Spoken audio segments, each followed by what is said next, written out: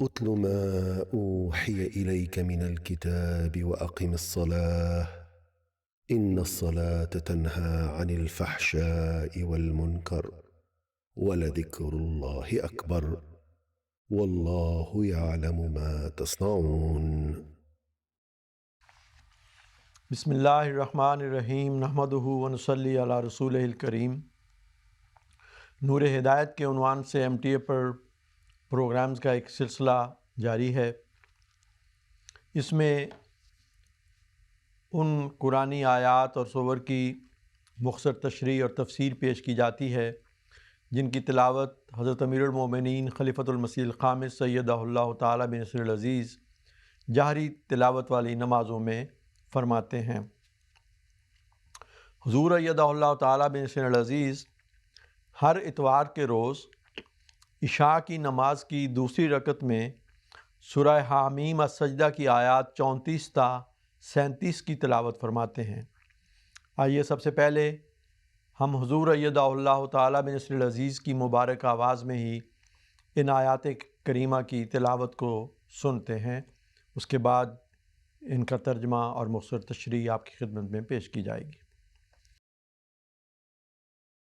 ومن أحسن قولا ممن دعا إلى الله وعمل صالحا وقال إنني من المسلمين ولا تستوي الحسنة ولا السيئة ادفع بالتي هي أحسن وإذا الذي بينك وبينه عداوة كأنه ولي حميم وما يلقاها إلا الذين صبروا وما يلقاها إلا ذو حظ عظيم وإما ينزغنك من الشيطان نزغ فاستعذ بالله إنه هو السميع العليم اللہ اکبر۔ ابھی ہم نے حضور ایدہ اللہ تعالیٰ بن نصر العزیز کی مبارک آواز میں سورہ حامیم السجدہ کی آیات 34 تا 37 کی تلاوت سنی ہے۔ ان آیات کریمہ کا اردو ترجمہ یہ ہے۔ اور اس سے زیادہ اچھی بات کس کی ہوگی جو کہ اللہ کی طرف لوگوں کو بلاتا ہے اور اپنے ایمان کے مطابق عمل کرتا ہے اور کہتا ہے کہ میں تو فرمانبرداروں میں سے ہوں، اور نیکی اور بدی برابر نہیں ہو سکتی، اور تو برائی کا جواب نہایت نیک سلوک سے دے۔ اس کا نتیجہ یہ ہوگا کہ وہ شخص کہ اس کے اور تیرے درمیان عداوت پائی جاتی ہے وہ تیرے حسن سلوک کو دیکھ کر ایک گرم جوش دوست بن جائے گا، اور باوجود ظلموں کے سہنے کے اس قسم کے سلوک کی توفیق صرف انہی کو ملتی ہے جو بڑے صبر کرنے والے ہیں، اور یا پھر ان کو ملتی ہے جن کو خدا کی طرف سے نیکی کا ایک بہت بڑا حصہ ملا ہو۔ اور اگر شیطان یعنی حق سے دور ہستی تجھے تکلیف پہنچائے تو فوراً اس کا بدلہ لینے کے لیے تیار نہ ہو جایا کر، بلکہ اللہ سے پناہ مانگا کر کہ وہ تجھے اس ادنا درجے کے خلق سے بچائے۔ اللہ یقیناً بہت سننے والا اور بہت جاننے والا ہے۔ حضرت اقدس مسیح موعود علیہ الصلوۃ والسلام اور خلفائے کرام نے ان آیات کریمہ کے مضامین پر بھی بہت تفصیل سے روشنی ڈالی ہے۔ بہت سے حقائق اور معارف سے ان تفاسیر میں پردہ اٹھایا گیا ہے۔ یہ تو ممکن نہیں کہ ان سب کا یہاں پہ ذکر ہو۔ نمونتاً مشت از قروارے کے طور پر چند باتیں آپ کی خدمت میں پیش کی جاتی ہیں۔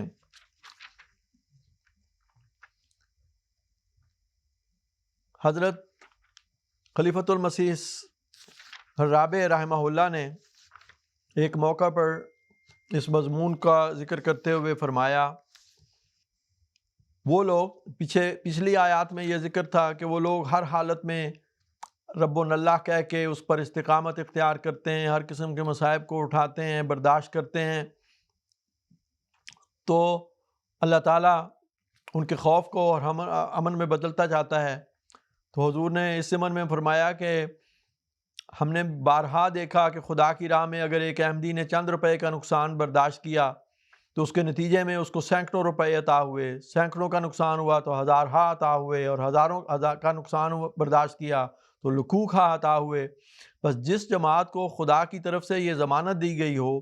کہ تمہارا ہر غم خوشی میں تبدیل کر دیا جائے گا، وہ خدا کی راہ میں کس طرح قدم پیچھے ہٹا سکتی ہے؟ جس جماعت کی تاریخ اس بات کی گواہ ہو کہ تمہارا ہر خوف امن میں تبدیل کر دیا جائے گا، وہ کس طرح کسی خوف کو پیٹھ دکھا کر بھاگ سکتی ہے؟ چنانچہ یہ وہ لوگ ہیں جن میں سے داعی اللہ پیدا ہوتے ہیں، جو مصائب کی آنکھوں میں آنکھیں ڈال کر آگے قدم بڑھاتے ہیں۔ وہ جانتے ہیں کہ ماضی ان کے لیے کیا لے کر آیا تھا، لیکن یہ بھی جانتے ہیں کہ ہر ایسے ماضی کے بعد خدا کے فرشتے ان کے لیے کیا لے کر آئے تھے۔ بس وہ گواہ ہوتے ہیں ان مصائب کے بھی جو ان کو پہنچتے ہیں، اور گواہ ہوتے ہیں ان جنتوں کے بھی جو مصائب کے دور کے بعد ہمیشہ ان کو عطا کی جاتی ہیں۔ اس حالت میں جب وہ اللہ کی طرف بلاتے ہیں تو اللہ تعالیٰ فرماتا ہے من احسن قولا ممن دعا الی اللہ، دیکھو دیکھو میرے ان بندوں سے زیادہ حسین ادعا دنیا میں کس کا ہو سکتا ہے؟ مصائب کے سارے ادوار سے گزرنے کے بعد پھر یہ میری طرف بلا رہے ہیں۔ پہلے یہ کہا تھا کہ رب ہمارا ہے، اب کہتے ہیں کہ اے دنیا والو تم بھی اسی رب کے ہو جاؤ۔ اپنے اس تجربے کے بعد وہ یہ نتیجہ نکالتے ہیں کہ ہم تو ایسی عظیم الشان دولت کو پا چکے ہیں کہ دل پھڑک رہا ہے کہ کاش تمہیں بھی دولت نصیب ہو۔ اس جوش اور جذبے کے ساتھ وہ خدا کے دین کی طرف لوگوں کو بلاتے ہیں۔ اسی طرح فرماتے ہیں یہ ہیں وہ داعی اللہ جو ہمیں بننا ہوگا، کیونکہ دنیا ہزار قسم کی ظلمات کا شکار ہے، ہزار خوفوں میں مبتلا ہے، ہزار قسم کے حزن ہیں جو سینوں کو چھلنی کیے ہوئے ہیں۔ بس اے احمدی آگے بڑھ اور ان خوفوں کو دور کر، ان اندھیروں کو روشنی میں تبدیل کر دے، اور ان غموں کو راحت و اطمینان میں بدل دے، کیونکہ تیرے مقدر میں یہی لکھا گیا ہے۔ آپ فرماتے ہیں جہاں تک فرشتوں کے نزول کا مضمون ہے اس کا بھی حضور نے پھر دوبارہ ذکر فرمایا ایک اور موقع پر، اور اسی طرح آپ فرماتے ہیں کہ یہ جو وعدہ ہے کہ ہم تمہارا ساتھ چھوڑیں گے نہیں، اس میں یہ بھی خوشخبری ہے کہ جو قومیں ابتلاؤں کے دور سے گزرتی ہیں ان کا تزکیہ نفس ہوتا ہے۔ تو جو آزمائشیں، جن بلاؤں کا، ابتلاؤں کا ہمیں سامنا ہے، اس سے گھبرانے کی ضرورت نہیں، اس پہ استقامت اختیار کرنی ہے، کیونکہ یہ ابتلا، یہ امتحان، یہ آزمائشیں ہمارے تزکیہ نفس کا ذریعہ بن رہی ہیں۔ اور آپ فرماتے ہیں اور ایسا تزکیہ نفس ہوتا ہے کہ پھر وہ جاری رہتا ہے اور قائم رہتا ہے، وہ ایسے اعمال صالحہ کی شکل اختیار کر لیتا ہے جو ان کا ساتھ نہیں چھوڑتے۔ اس کا طبی نتیجہ نکالا گیا ہے وَمَنْ أَحْسَنُ قَوْلًا مِّمَّنْ دَعَا إِلَى اللَّهِ وَعَمِلَ صَالِحًا۔ یہ وہ لوگ ہیں جو ابتلاؤں کی چکی میں سے کامیابی کے ساتھ گزر کر جاتے ہیں، ان کو فرشتوں کی معیت نصیب ہوتی ہے۔ فرشتے کہتے ہیں ہم تمہارے اولیاء ہیں، یعنی فخر فرشتے کر رہے ہوتے ہیں، نہ کہ یہ لوگ۔ یہ بھی عجیب طرز کلام ہے۔ بڑے آدمی کے پاس ہمیشہ چھوٹے آدمی آیا کرتے ہیں اور ان کی خدمت میں حاضر ہو کر کہتے ہیں کہ ہم تمہارے دوست ہیں۔ تو خدا کے فرشتے بھی اسی طرح ان لوگوں کے پاس آتے ہیں اور کہتے ہیں کہ خدا نے ہمیں اس لیے تمہارے پاس بھیجا ہے کہ ہم اپنی دوستی تمہارے حضور پیش کریں، اور تم ہماری دوستی میں ہمیشہ وفا پاؤ گے، ہم کبھی تمہارا ساتھ نہیں چھوڑیں گے۔ اس کا ایک طبی نتیجہ یہ ہے کہ عمل صالح ان کا ساتھ نہیں چھوڑتا۔ ان کے اندر جو پاک تبدیلیاں پیدا ہوتی ہیں وہ ان کا ساتھ نہیں چھوڑا کرتی، اور جن کی پاک تبدیلیاں ان کا ساتھ چھوڑ دیں ان پر فرشتے نازل نہیں ہوا کرتے۔ یہ لازم و ملزوم چیزیں ہیں۔ آپ فرماتے ہیں اسی سلسلے میں ایک اور موقع پر حضور نے فرمایا قرآن کریم داعی اللہ کو اس کے مستقبل کے حالات سے بھی باخبر رکھتا ہے۔ چنانچہ قرآن کریم میں ایسا کوئی حکم موجود نہیں، یہ موقع ہو یا کوئی اور موقع ہو، جہاں حکم کے نتیجے میں پیدا ہونے والی ذمہ داریوں سے آگاہ نہ کیا گیا ہو، اس کے اچھے اثرات سے آگاہ نہ کیا گیا ہو، اس کے خطرات سے آگاہ نہ کیا گیا ہو، اور پھر خطرات سے بچنے کا طریق نہ سکھایا گیا ہو۔ پس وہ آیات جو یہاں سے شروع ہوتی ہیں وَلَا تَسْتَوِي الْحَسَنَةُ وَلَا السَّيِّئَةُ، ان میں یہ مضمون بیان ہوا ہے۔ اس ضمن میں پھر حضور وَلَا تَسْتَوِي الْحَسَنَةُ وَلَا السَّيِّئَةُ میں کے جو الفاظ ہیں ان میں موجود مضامین کا بڑی تفصیل سے روشنی ڈالتے ہیں۔ بہت ہی خوبصورت مضمون ہے۔ اور اسی ضمن میں پھر آگے حضور فرماتے ہیں، فرمایا ادفع باللتی ہے آسن، جب بھی مقابلہ ہو تو یہ بات یاد رکھنا کہ بدی کے مقابلے پر صرف حسن پیش نہیں کرنا بلکہ بہترین حسن پیش کرنا ہے، ایسا حسن کہ جس سے بہتر اور حسین تصور ممکن نہ ہو، وہ بات نکالو جو بہترین ہو اور اس سے بدی کا مقابلہ کرو۔ آپ فرماتے ہیں یہ جو آسن دلیل کے ساتھ مد مقابل سے مجادلہ کا سوال ہے، یہ بھی دو طرح سے جاری ہوتا ہے، کیونکہ قرآن کریم میں اس سے پہلے داعی اللہ کے متعلق فرمایا کہ وہ بلاتا بھی ہے اور نیک عمل بھی کرتا ہے، پس ادفع باللتی ہے آسن کا اطلاق بلانے کی طرف بھی ہوگا اور نیک اعمال کی طرف بھی ہوگا۔ گویا ان معنوں میں یہ بات بنے گی کہ اللہ تعالیٰ ہمیں یہ سمجھانا چاہتا ہے کہ جب تمہارا دوسروں کے ساتھ قول میں مقابلہ ہو تو احسن قول سامنے پیش کرو، جب تمہارا اعمال میں مقابلہ ہو تو احسن عمل مقابل پر پیش کرو۔ جہاں تک احسن قول کا تعلق ہے، پھر آگے اس کی شاخیں بنتی ہیں۔ مثلا اگر ایک دشمن گالیاں دیتا ہے، بد زبانی سے کام لیتا ہے، تو اس موقع پر یہ آیت یہ تعلیم دے رہی ہے کہ اس کے مقابل پر تم نے بد زبانی نہیں کرنی، تم نے گندہ دہنی سے کام نہیں لینا، کیونکہ اس لڑائی کے جو اسلوب مسلمان کو بتائے جا رہے ہیں ان میں یہ بات داخل ہی نہیں کہ برائی کا بدلہ برائی سے دیا جائے۔ مراد یہ ہے کہ اگر تم اس مقصد کو حاصل کرنا چاہتے ہو جو ان آیات کے آخر پر بیان ہوا ہے، تو پھر تمہیں اس اسلوب جنگ کو اختیار کرنا پڑے گا۔ جہاں تم اس کو چھوڑ دو گے تو پھر نتائج کے ذمہ دار تم ہوگے، پھر نہ قرآن ذمہ دار ہے نہ وہ ذمہ دار ہے جس نے قرآن کریم کو نازل فرمایا۔ بس آسن قول میں پہلی بات تو یہ ہے کہ ہر قسم کی گندہ دہنی، گالی گلوچ اور ایذا رسانی کے مقابل پر اچھی بات کہنا سیکھو۔ فرماتے ہیں یہ ہے قول میں باللتی ہے آسنوں کا ایک عملی نمونہ۔ اس کا دوسرا پہلو مجادلے سے تعلق رکھتا ہے۔ جب دلائل کی جنگ شروع ہو تو پہلے کمزور دلائل نہ نکالا کرو یا یوں ہی کوئی دلیل دینی نہ شروع کر دیا کرو، بلکہ ادفع باللتی ہے آسنوں کی روح سے تم اپنے ترکش سے سب سے اچھا تیر نکالو، سب سے مضبوط دلیل نکالا کرو، اور یہ ایک بہت بڑی حکمت کی بات ہے۔ تو تبلیغ میں کہ اسلوب سکھائے جا رہے ہیں ان آیات میں، اس کو حضور کھول کر ہمارے سامنے بیان فرما رہے ہیں۔ آپ فرماتے ہیں بعض دفعہ لوگ کسی مضمون کے بارے میں ایک سے زائد دلائل سیکھ جاتے ہیں اور پھر اس بات کا امتیاز کیے بغیر کہ وہ کس دلیل کو زیادہ عمدگی سے پیش کر سکتے ہیں، 1 2 3 گنتی بڑھاتے چلے جاتے ہیں۔ اور یہ امر واقعہ ہے کہ ہر ہتھیار کو ہر شخص پوری مہارت سے استعمال نہیں کر سکتا۔ اگر ہتھیار اچھا بھی ہو تب بھی اس کے استعمال کرنے کا ڈھنگ تو آنا چاہیے۔ اس ضمن میں پھر آگے حضور فرماتے ہیں پس آسن دلیل سے صرف یہ مراد نہیں کہ دلیل فی ذاتے ہی مضبوط ہو، بلکہ اس کو پیش کرنے کا ڈھنگ بھی آسن ہو اور اس پر پوری طرح عبور بھی حاصل ہو۔ اس پہلو سے جب ہم تربیتی کلاسز منعقد کرتے ہیں تو ہمیں حکمت کے اس نقطے سے اس موقع پر بھی زیادہ سے زیادہ فائدہ اٹھانا چاہیے۔ کوئی بھی طالب علم جس کو ایسی کلاسوں میں جانے کا تھوڑا سا وقت ملتا ہے، اس کو بجائے اس کے زیادہ سے زیادہ دلائل سمجھائے جائیں جن سے فائدے کی بجائے آہستہ آہستہ ذہن کنفیوز یعنی خلط مبحث پیدا ہو جائے، کوشش کی جائے کہ قرآنی تعلیم کے مطابق ایک چوٹی کی دلیل چنی جائے جو اس کو یاد کروائی جائے، اس میں اسے سیکل کیا جائے، اس کے سارے پہلو ذہن میں اجاگر کیے جائیں تاکہ وہ اسے زیادہ عمدگی کے ساتھ استعمال کر سکے، اور پھر اس دلیل پر جو حملہ ہوتا ہے اس کا جواب بھی تفصیل سے سمجھایا جائے۔ گویا ایک دلیل کو لے کر اس پر پوری مہارت پیدا کر دی جائے تو یہ ادفع باللتی ہی احسن کے حکم کی اطاعت ہوگی۔ تو داعیان اللہ کی تربیت کے لیے بھی ایک رہنما اصول ہمیں بتا دیا گیا۔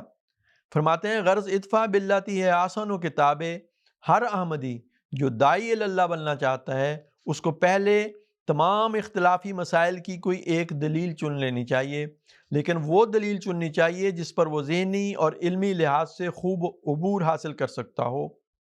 اور شروع میں اپنے علم کو بہت زیادہ نہ پھیلائے۔ یہ بات کی باتیں ہیں۔ فی الحال تو سب سے قوی دلیل فاتح مسیح کی ہے، سب سے عمدہ تشریح قرآن کریم کی آیت خاتم النبیین کی ہے، اور اسی طرح دیگر مسائل مثلا صداقت حضرت مسیح موعود علیہ الصلوۃ والسلام کے موضوع پر ایک ایک دلیل کو چنیں اور اس پر عبور حاصل کریں۔ پھر آپ فرماتے ہیں ادفع باللتی احسن کا تیسرا پہلو یہ ہے کہ جب مناظرہ شروع ہو، گفتگو شروع ہو، تو تمہارا یہ کام نہیں ہے اور تمہاری گفتگو کا یہ مقصد نہیں ہے کہ تم دوسرے کو نیچا دکھاؤ اور اس کی تذلیل کرو، کیونکہ قول کا حسن جاذبیت کے معنی رکھتا ہے، اس لیے تم جس بات کو پیش کرو اسے اس طرح پیش کرو کہ لوگوں میں اس کے لیے کشش پیدا ہو، نہ کہ نفرت میں اور بھی انگیخت ہو جائے۔ بس یہ پہلو بھی قول کے حسن کے ساتھ بڑا گہرا تعلق رکھتا ہے۔ آسن کہہ کر اللہ تعالیٰ نے فرمایا تمہاری گفتگو کا طریق نہایت عمدہ ہونا چاہیے، ایسی گفتگو کریں جس میں تقوی ہو، سچائی ہو، گہرائی ہو اور وزن ہو، لوگوں کو صداقت از خود جھلکتی ہوئی نظر آ رہی ہو، دیکھنے والے اش اش کر اٹھیں اور بے اختیار کہنے لگیں کہ یہ تو سچائی بول رہی ہے، اور وہ ان کو قبول حق پر مجبور کر دے۔ تو فرماتے ہیں تو داعی اللہ کا دوسرا پہلو اعمال کو حسین بنانے سے تعلق رکھتا ہے، کیونکہ دو باتیں بیان فرمائی تھیں، ایک یہ کہ مومن داعی اللہ ہوتا ہے، دوسرے یہ کہ عمل صالحا، یعنی وہ نیک اعمال بھی بجا لاتا ہے، گویا نیک اعمال کو اس طرح ادا کرتا ہے کہ وہ احسن بن جائیں۔ یہاں نیک اعمال بمقابلہ بد اعمال مراد ہیں، یہ ایک مقابلے کی صورت ہے جو یہاں پیش کی گئی ہے۔ مثلا لوگ مال لوٹتے ہیں، گھر جلاتے ہیں، طرح طرح کے دکھ دیتے ہیں، اس کے باوجود اپنے دل کو اس بات پر آمادہ رکھنا اور اس کی ایسی تربیت کرنا کہ خود دشمن جب دکھ میں مبتلا ہو تو اس کی مدد کی جائے، گویا اعمال کے لحاظ سے یہ ادفع باللتی ہی احسن کی ایک بہترین صورت ہے۔ پھر فرماتے ہیں ادفع باللتی ہی احسن کا دوسرا پہلو اندرونی تربیت سے بھی تعلق رکھتا ہے۔ فرمایا جب بھی تمہارے اندر کوئی برائی پیدا ہونے لگے تو اس کو حسن سے دور کرو، اور جب بھی معاشرے میں تربیت کے معاملے میں کوئی برائی پیدا ہو اس کو بھی حسن سے دور کرو۔ آپ فرماتے ہیں یہ مضمون بھی اپنی ذات میں بڑا گہرا اور تفصیلی ہے، قرآن کریم نے کہیں بھی انہائلزم یعنی ملیا میٹ کر دینے کا کوئی فلسفہ پیش نہیں کیا۔ اسی زمانے میں آپ فرماتے ہیں قرآن کریم یہ تعلیم دیتا ہے کہ اگر تم میں بہتر چیز دینے کی طاقت موجود ہے تو بری چیز کو بہتر چیز سے تبدیل کرو، اگر تم میں یہ طاقت موجود نہیں ہے تو پھر تمہیں اس بات کا کوئی حق نہیں کہ ایک موجود چیز کو مٹاؤ۔ اسی طرح فرماتے ہیں پس ادفع باللتی احسن کا یہاں مطلب یہ بنے گا کہ برائیوں کو حسن سے ریپلیس یعنی بدل دو، حسن داخل کرتے چلے جاؤ تاکہ برائیاں جگہ چھوڑتی چلی جائیں۔ آپ فرماتے ہیں جو لوگ اس نفسیاتی نکتے کو نہیں سمجھتے وہ ہمیشہ بدیاں دور کرنے میں ناکام رہتے ہیں، کیونکہ انسانی فطرت کا یہ تقاضا ہے کہ جب کسی کو یہ کہا جائے کہ یہ نہ کرو تو سوال یہ ہے کہ کیوں نہ کرے، اس سے بہتر کوئی چیز ملے گی تو نہیں کرے گا، ورنہ وہ اپنی ضد پر قائم رہے گا۔ فطرت چاہتی ہے کوئی اس کا متبادل ہو، کوئی اس سے بہتر چیز ہو۔ اس لیے میں نے بارہا یہ کہا ہے کہ آپ جب اپنے گھروں کی، اپنے بچوں کی، اپنی عورتوں کی تربیت کرتے ہیں تو اس بات کو پیش نظر رکھا کریں کہ اگر ان کو میوزک سے ہٹانا ہے، یہ گندی قسم کے گیتوں سے اور گندے فلمی گانوں سے ہٹانا ہے تو پہلے حضرت مسیح موعود علیہ السلام کی نظمیں اچھی آواز میں تیار کریں جو دل پر گہرا اثر کرنے والی ہیں۔ جب آپ وہ نظمیں ان کو سنانا شروع کریں گے تو آہستہ آہستہ ان کی لذتوں کے معیار بدلنے شروع ہوں گے،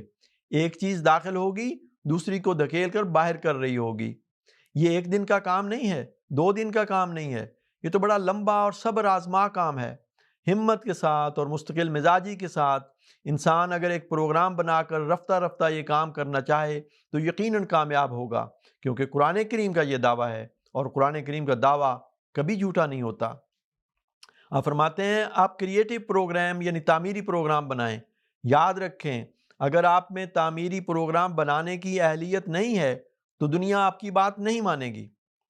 چنانچہ انبیاء علیہ السلام کی تعلیم اور ان کے دستور سے جو قرآن کریم میں بیان ہوا ہے ہمیں یہی معلوم ہوتا ہے کہ اس عمل میں وہ اس بات کا انتظار نہیں کیا کرتے کہ مقابل کی سوسائٹی پہلے ایمان لائے تو پھر ان کے اندر حسن عمل پیدا کرنے کی کوشش شروع کی جائے۔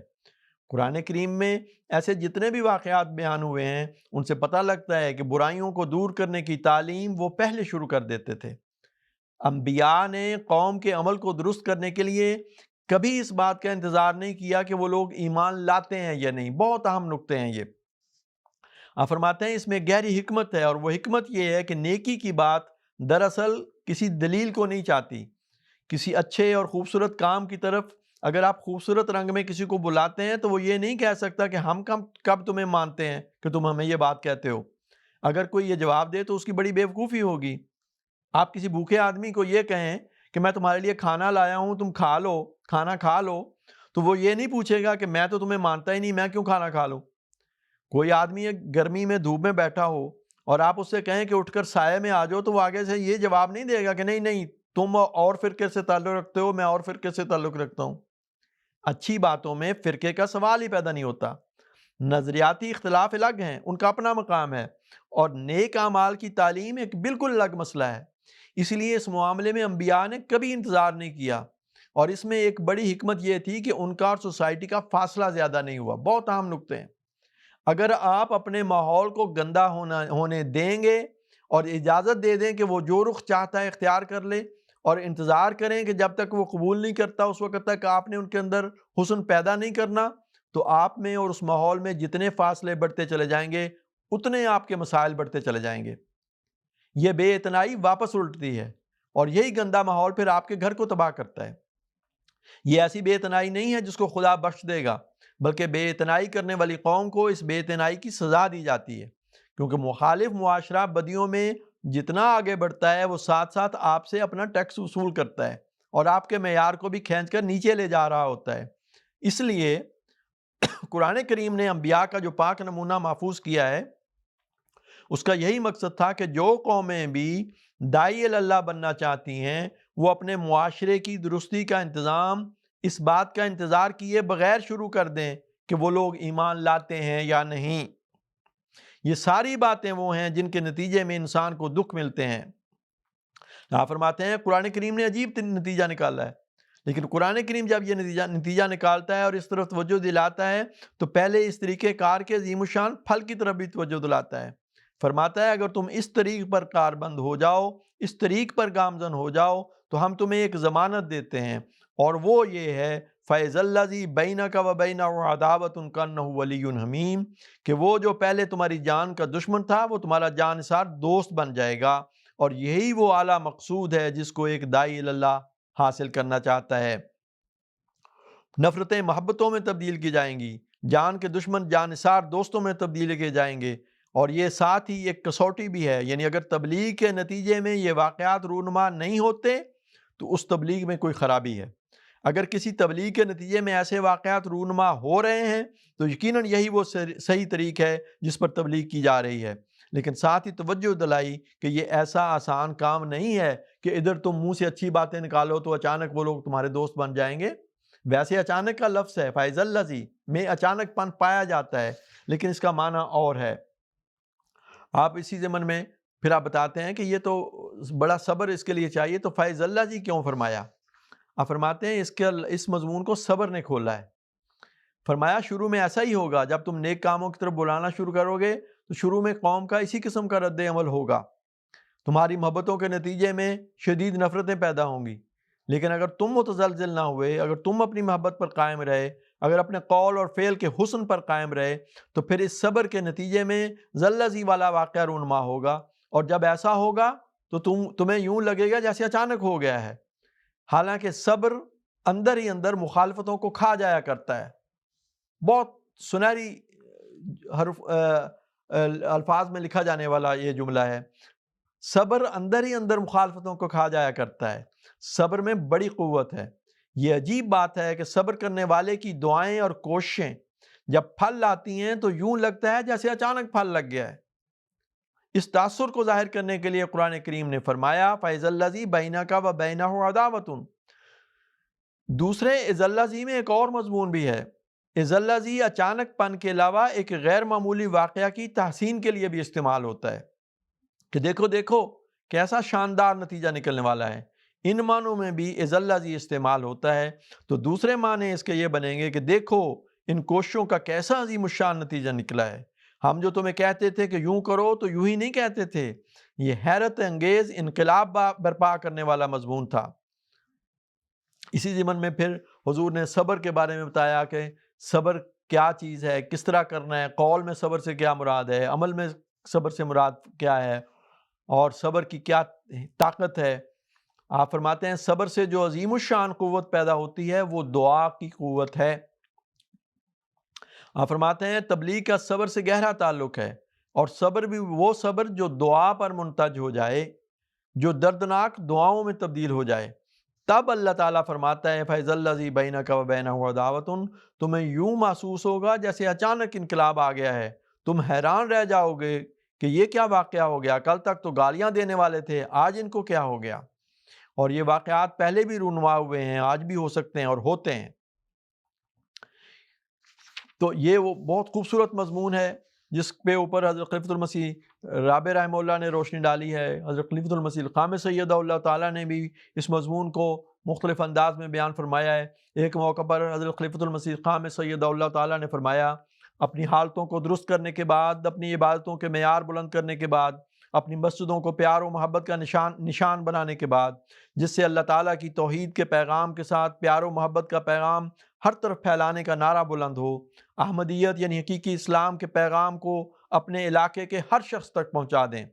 یہی پیغام ہے جو اللہ تعالیٰ کی پسند ہے، اور یہی پیغام ہے جس سے دنیا کا امن اور سکون وابستہ ہے۔ یہی پیغام ہے جس سے اللہ تعالیٰ کا قرب حاصل ہونا ہے۔ آج روئے زمین پر اس خوبصورت پیغام کے علاوہ کوئی پیغام نہیں جو دنیا کو امن اور محبت کا گہوارہ بنا سکے اور بندے کو خدا کے حضور جھکنے والا بنا سکے۔ اللہ تعالیٰ قرآن کریم میں فرماتا ہے کہ وَمَنْ أَحْسَنُ قَوْلًا مِّمَّنْ دَعَا إِلَى اللَّهِ وَعَمِلَ صَالِحًا وَقَالَ إِنَّنِي مِنَ الْمُسْلِمِينَ، یعنی اس سے زیادہ اچھی بات کس کی ہوگی جو کہ اللہ کی طرف لوگوں کو بلاتا ہے اور نیک عمل کرتا ہے اور کہے کہ میں یقیناً کامل فرمانبرداروں میں سے ہوں۔ بس یہ کامل فرمانبرداری جس کی ہر احمدی سے توقع کی جاتی ہے اس وقت ہوگی جب نیک صالح عمل ہو رہے ہوں گے اور اللہ تعالیٰ کی عبادت بھی ہو رہی ہوگی، اللہ تعالیٰ کے بندوں کے حقوق بھی ادا ہو رہے ہوں گے۔ اور پھر ایسے لوگ جب دعوت اللہ کرتے ہیں تو ان کی سچائی کی وجہ سے لوگ بھی ان کی طرف متوجہ ہو جاتے ہیں۔ اسی ضمن میں حضور آگے چل کر فرماتے ہیں، بہرحال اللہ تعالیٰ کا پیغام پہنچانے والوں اور عمل صالح کرنے والوں سے پھر اللہ تعالیٰ یہ وعدہ فرماتا ہے کہ تم ایسے کام کرو گے اور تم اپنا ہر فعل خدا کی خاطر کرو گے اور کامل فرمانبردار بن جاؤ گے، تو پھر تمہاری ان کوششوں کو اللہ تعالیٰ اس طرح پھل لگائے گا کہ جو تمہارے دشمن ہیں وہ بھی تمہارے دوست بن جائیں گے، جیسا کہ فرماتا ہے ادفع باللتی ہی احسن فاذا الذی بینک وبینہ عداوۃ کانہ ولی حمیم، کہ ایسی چیز سے دفاع کرو جو بہترین ہو، تب ایسا شخص جس کے اور تیرے درمیان دشمنی تھی وہ گویا اچانک ایک جانثار دوست بن جائے گا۔ پس بہترین دفاع اسلام کی خوبصورت تعلیم سے اور اس تعلیم کو اپنی زندگیوں کا حصہ بنانے سے ہوگا۔ حضور ایدہ اللہ تعالیٰ بنصر العزیز نے اس مضمون پر مختلف مواقع پر بڑی تفصیل سے روشنی ڈالی ہے۔ اللہ تعالیٰ کرے کہ ہمیں یہ توفیق عطا ہو کہ ہم ان مضامین کو حضرت اقدس مسیح موعود علیہ الصلوۃ والسلام اور خلفائے کرام کے بیان فرمودہ معانی اور مطالب سے آگاہ ہوتے ہوئے ان کو اپنے عمل کے سانچے میں ڈھالنے والے ہوں۔ خدا تعالیٰ کرے کہ ایسا ہی ہو۔ اتل ما اوحی الیک من الکتاب واقم الصلاة ان الصلاة تنہى عن الفحشاء والمنکر ولذکر اللہ اکبر واللہ یعلم ما تصنعون۔